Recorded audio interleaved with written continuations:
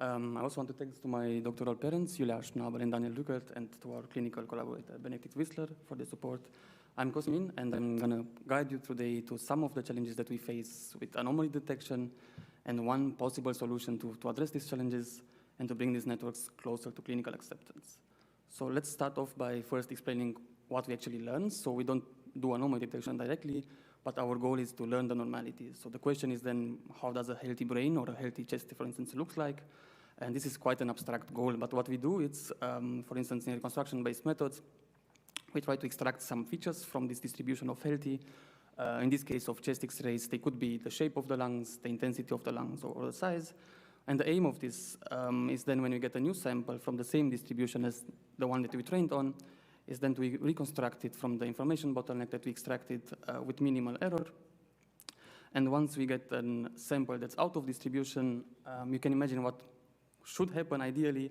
So the networks are constrained to kind of extract the same features that was trained on. So in this case, Angelina Jolie would be transported to a chest X-ray manifold, and that would make it easy to find her as an anomaly. So this is the main story that we have. It's a very nice story, very appealing, but in practice, it's very difficult. So it has some really strong assumptions, and in order to methods to do that, you really have to be careful how you design them. So if you look at a recent review paper, we have here on the left a brain MR slice with an multiple sclerosis lesions, and on the bottom the ground truth annotations. So what you see from the different methods that follow here, the different reconstructions, you kind of classify the methods into two big groups.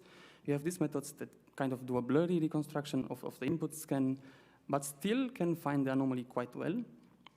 And you have methods that do accurate reconstructions, but actually copy the anomaly. So they more or less learn just identity function of the input, which is not really helpful when you do then anomaly detection and downstream task.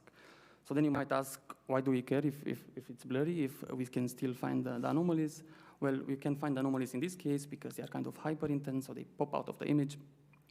But it turns out we can do just thresholding the input, and we get similar performance or even better than deep learning methods. This was work done by Felix Meissen. Or if we switch to other domains where the hyperintensities are not just to do pathology, but maybe you have the skull, which is really bright, or also other type of anomalies, these methods would really result in large false positive detections. And this is then, of course, not useful in a clinical practice, since you would have a lot of false positive detection that would not help a clinician in any way. And the other type of methods would just basically copy all the anomalies and wouldn't find any problems in these images that I'm showing here. Now, if you're turning to more recent methods, there are these denoising autoencoders that we also heard about today.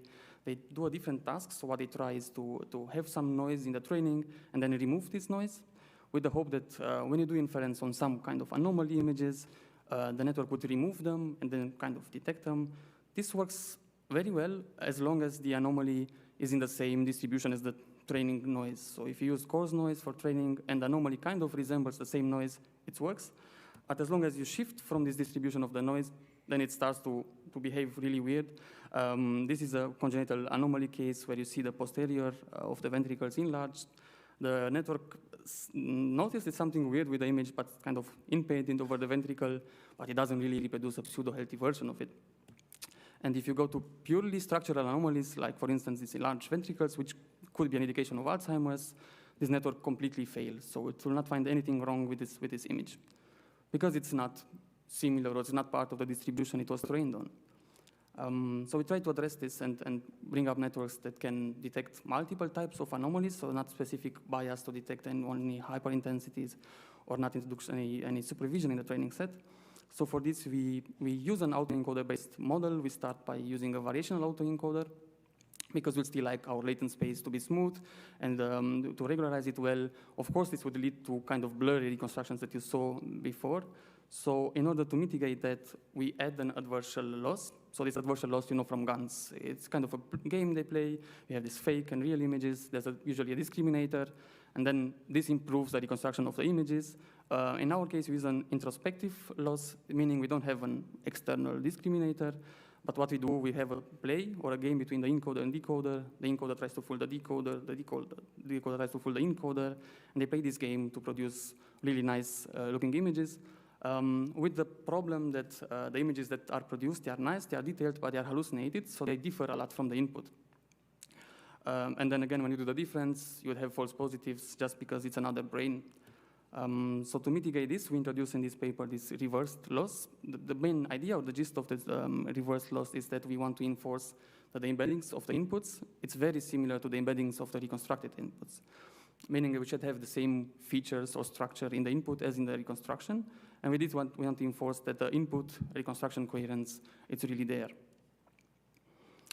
Once we have this input, X, it's a pathological input, and also our pseudo-healthy reconstruction, there's still the question how we compute these anomaly maps. So usually what is done, it's you just do an absolute difference between the images, which is not great. I mean, even if you have small shifts in the reconstructions, this would lead to high responses in the anomaly map. And if you have subtle anomalies, it will lead to low responses in the anomaly map because it's very intensity-based or intensity-driven. So we try to mitigate this in this paper, but this is a whole topic on itself, by using perceptual maps. So we augment these pixel-wise anomaly maps with some perceptual maps. The perceptual maps are much more similar to the human perception. So if there's a shift, a slightly shift, the perceptual map wouldn't really respond to that, but it would respond to really visible differences in the input and the reconstruction.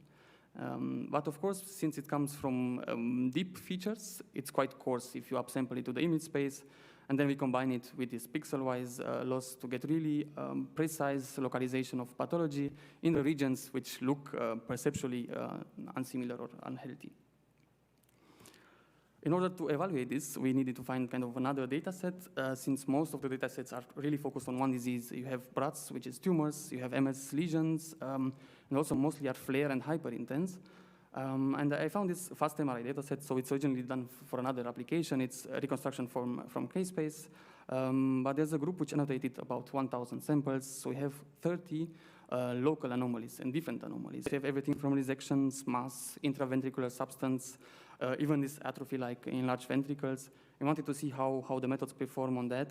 And the first question we ask is, can we do pseudo-healthy reconstruction? So given a healthy image, we want to augment it in some way to some synthetic anomalies, and then try to see if the methods can remove this anomaly and reverse it to the original healthy brain. As you see, you can notice kind of the same behavior. There are some methods that just copy the anomaly, and then they couldn't detect it, or the variation autoencoder, which produces these blurry results in the reconstruction, which also leads in high false positives around the skull and everyone else. The denoising autoencoder, interestingly, also completely fails to find this anomaly, simply because it's not just an intensity-based anomaly. It does some smoothing here in the brain region, so it kind of tries to adapt the synthetic anomaly to the image, but still fails to detect it. And as you can notice, our reconstruction is quite close to the ground truth, so it does a pretty good job in doing this pseudo-healthy reconstruction, and it can also isolate the anomaly quite well. And we tried it on this data set that I mentioned before to check two different things. So one is the global detection. The data set has also some global anomalies. So it's anomalies where you cannot pinpoint on the brain what went wrong, but it's more like a global a chronic disease that was going on. You have chronic stroke, or global artifacts that are usually due to motion in the acquisition time. And we achieved here a clear improvement compared to state of the art. But what's more important, when evaluated on these local pathologies that I mentioned before, so we have these 13 different classes of anomalies, we managed to improve the detection of these lesions to 86%. This is important because if you have it in a clinical setting, for instance, when you want to do screening, you want to make sure that you detect most of the anomalies, or ideally all of the anomalies, but also with low false positives. Otherwise, you just refer all scans to the pathologist and you wouldn't win any time. So we mentioned to really increase the recall to 86% while also increasing the accuracy. So it's not just a trick where we have low accuracy but high recall. We increase both the recall and the accuracy. And if you look at the distribution of the diseases, we do quite well on a range of different pathologies. And especially if you look at the structural anomalies that I was mentioning before, we have 100% recall. So we find all cases of these enlarged ventricles with quite high or quite confident accuracy, about 80%. This is a qualitative example, so some diseases that I showed earlier, resection, enlarged ventricles. So the first row would show these inputs with the red boxes annotated by experts. The second row would show these pseudo-healthy reconstructions of our method. So this is, if you want an orthogonal projection to a healthy manifold, this is a bit strong. So but this is the idea, to have the image of what would have the patient look like if we don't have this disease. And then we can do the difference, and we get these anomaly maps on the bottom, which indicates the disease quite clearly. Just to sum up, or to have some take-home messages, we present a new method that is able to detect various large set of diverse anomalies. So unlike before, we're not just focusing on hyperintensities, we do really a diverse set of anomalies. And by this, we managed to reduce the bias in what we can detect. So we're not detecting only hyperintense lesions, and we also not bound to detect something that we introduce in the training, like a coarse noise level. Of course, looking forward, we need these data sets where you can actually evaluate these methods better. So we have diverse anomalies with pixel-wise localizations, or even bounding boxes would be enough in order to drive the field forward and have some kind of a benchmark for the new methods that are developed, and not just look at hyperintensity, since, yeah, there might be more than that. Thank you I will answer some questions now, but for further discussions, please stop by the poster. And if you had a really good eye for detail in the talk, you would notice that there are still some hallucinations in the pseudo-healthy versions. If you're wondering how you can improve that, you can check our latest work for that.